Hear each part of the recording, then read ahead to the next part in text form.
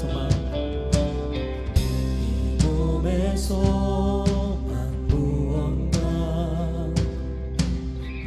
우리 주 예수뿐일세. 우리 주 예수밖에는 이들이 아주 없도다.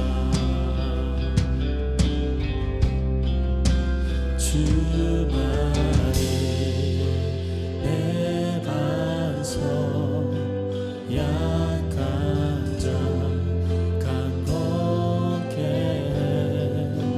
그는 주 만유의 주시라.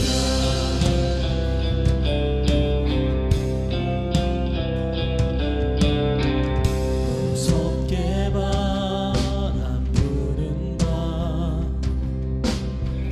물결이 높이 설렐 때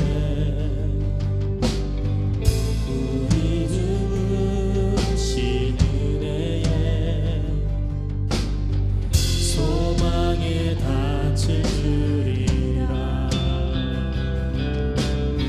소망에 닿칠 줄이라.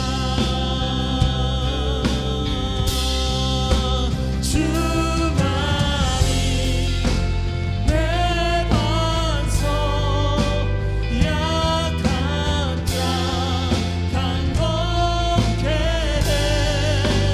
그는 주 만유의 주시라. 주만이 내 반석, 주만이 내 반석, 약한 자 강건케 해. 그는 주 만유의 주시라.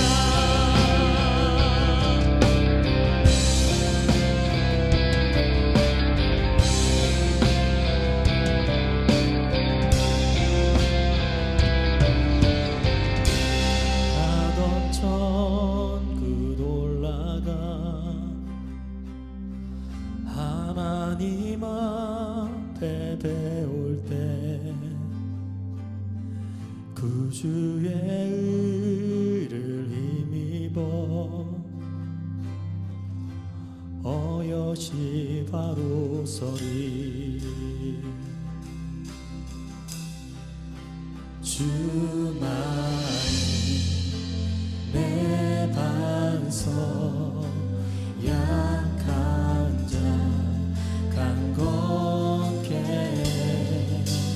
그는 주 만유의 주시라. 우리 함께 고백합시다. 주만이 내 반석, 약한 자 강건케 해.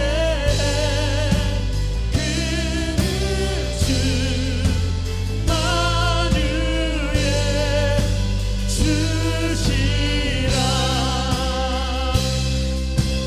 주만이 내 반석, 주만이 내 반석,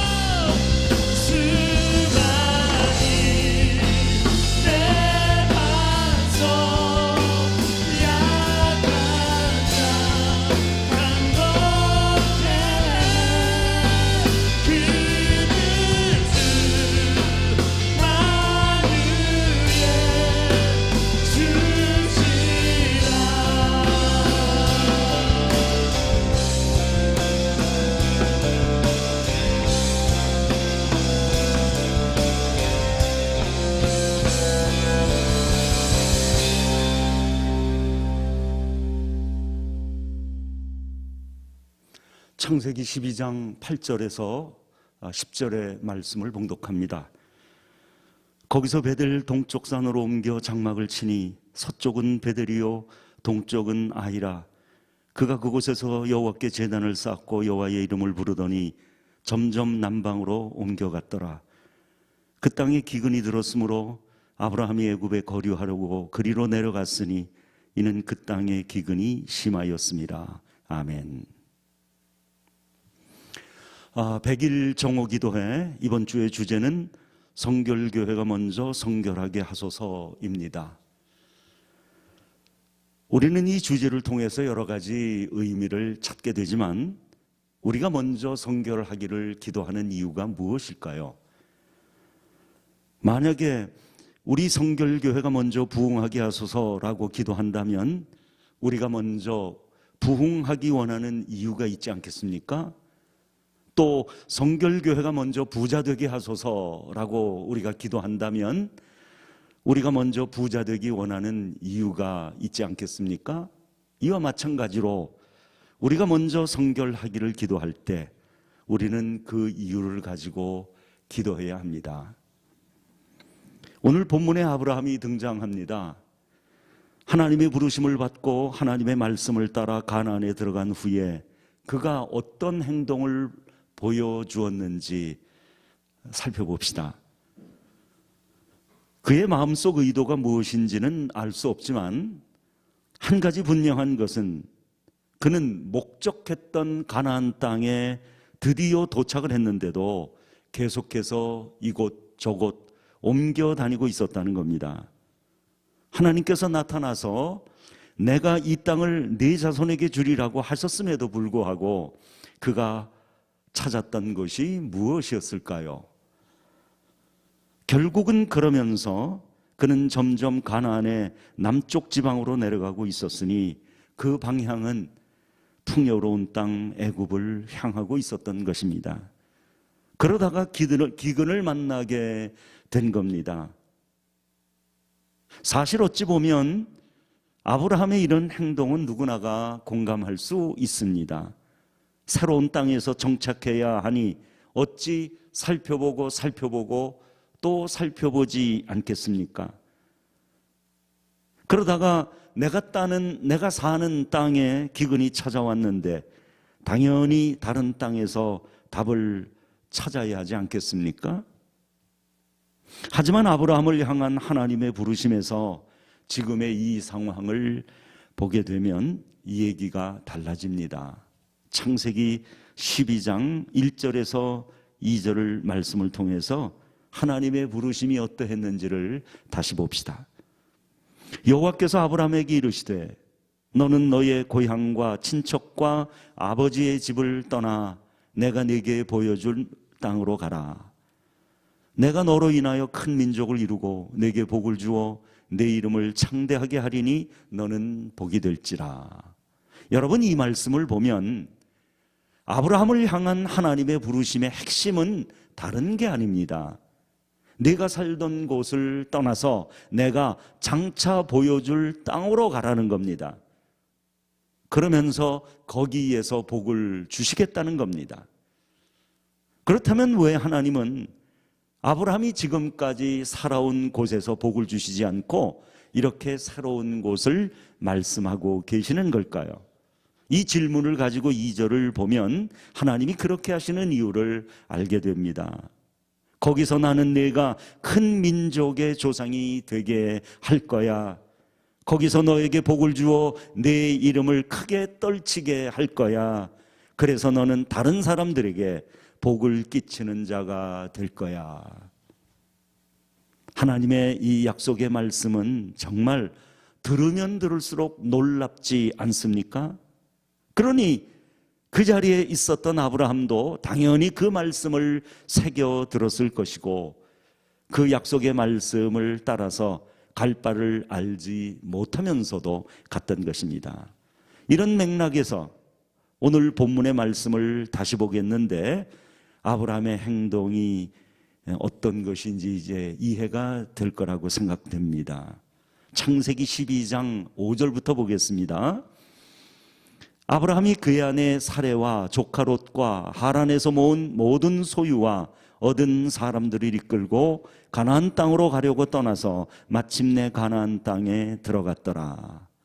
여기 보면 앞에서 하나님이 내가 너에게 보여줄 땅에서 너로 큰 민족을 이루고 네게 복을 주어 내 이름을 창대하게 하리니 너는 복이 될지라 말씀하셨으니 그 약속의 말씀을 따라가던 아브라함의 마음도 아니면 말고 식이 아니라 온통 기대하는 마음에 이렇게 온 가족과 모든 소유와 얻은 사람들을 다 이끌고 목적한 가나안 땅에 들어간 것이죠.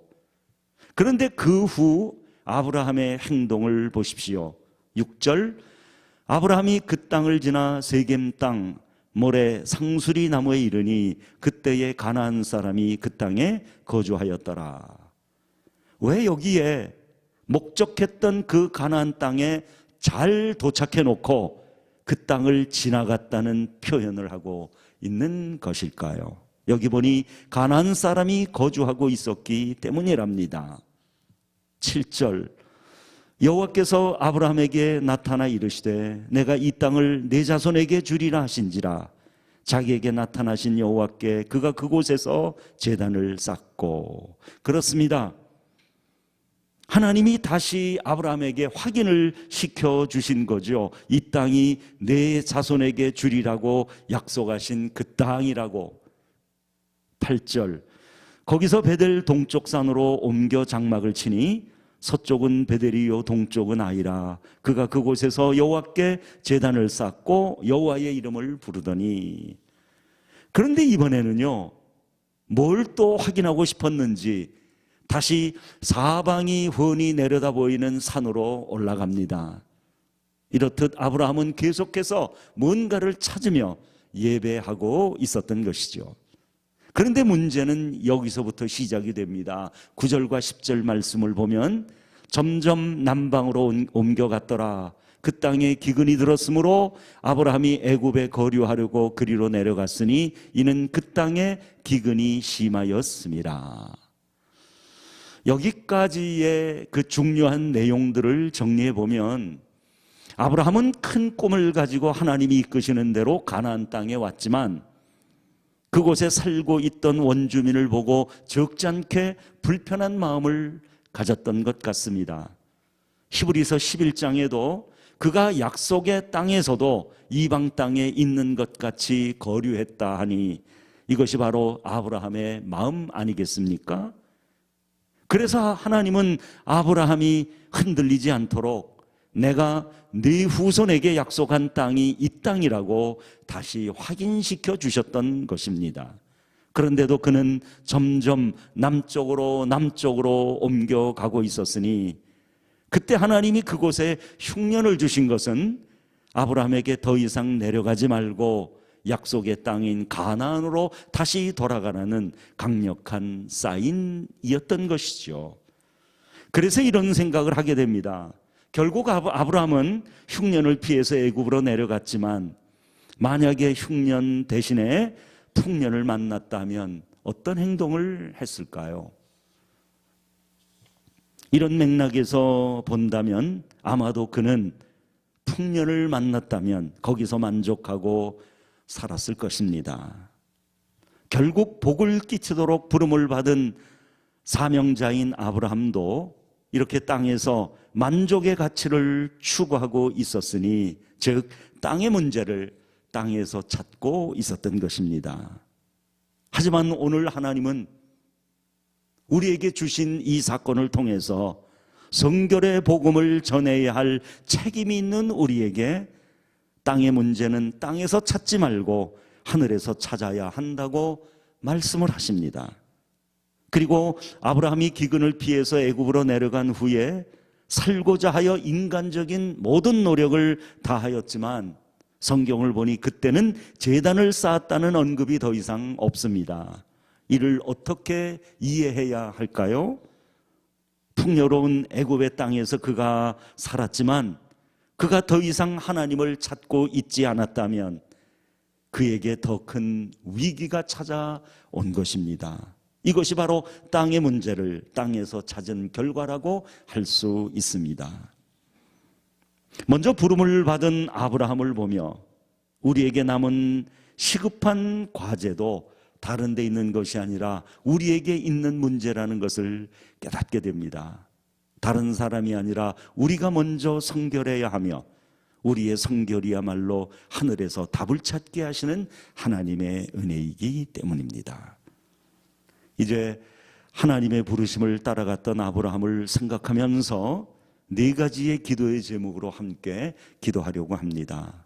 첫째로, 다른 사람에게 복을 끼치는 자가 되기 위해서 먼저 말씀에 순종하는 믿음을 달라고 기도합시다. 둘째로, 기근과 같이 이 땅에 찾아온 문제를 하늘에서 찾으면서 견디게 해달라고 그렇게 우리 기도합시다.